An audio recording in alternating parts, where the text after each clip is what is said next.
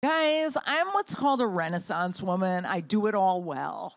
So, what I had to do was I had a weight struggle from the year I turned 18 till when I was 50 and beyond.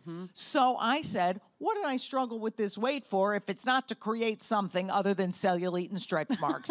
So, I ended up writing this play about women and food issues, and we have a cast of 4 actresses, and we're nailing it. So you wrote the play, and you are also in the play, Right. playing a character named Lisa, who's Yeah. a stand-up comic. It's really weird. I had to take really a lot of acting classes to learn how to play myself, but I think I'm pretty good. So it is you. Like, Oh, are it's- there any differences between Lisa the character and Lisa No, the that's person? why I get to actually play myself.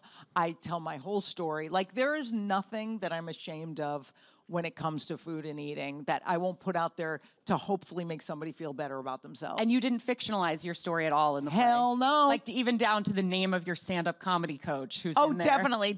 I was coached by a stand-up comedy coach named Michael Jackson.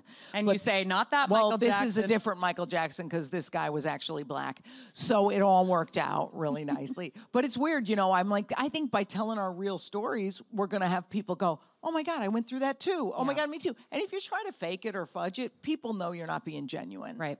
So you also wrote these other 3 characters who don't have the exact same background as you. In fact, they vary greatly. Right.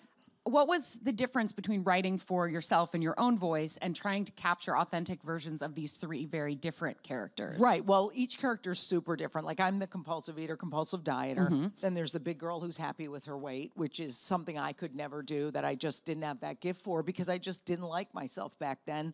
I hardly like myself now. I mean, as a comic, you have to have a lot of self-hate. But it's like she really embodies that spirit of like body positivity. So I interviewed a bunch of women, especially one girl I knew who really had the greatest upbringing, just felt like she was great the way she was. So by interviewing women, I kind of got an idea of how these other personalities and food issues operate. The third character is an anorexic / bulimic, and I interviewed a lot of women in that respect. And the last one is the character that everyone thinks they're going to hate, but they end up loving, the skinny girl who can't gain weight, because those who haven't gone through that don't know how painful it could be. When you're called these horrible names because you look like a boy your whole life, and you can't do anything about your weight. I interviewed women who go through that, and they're like, wow, that is a struggle too.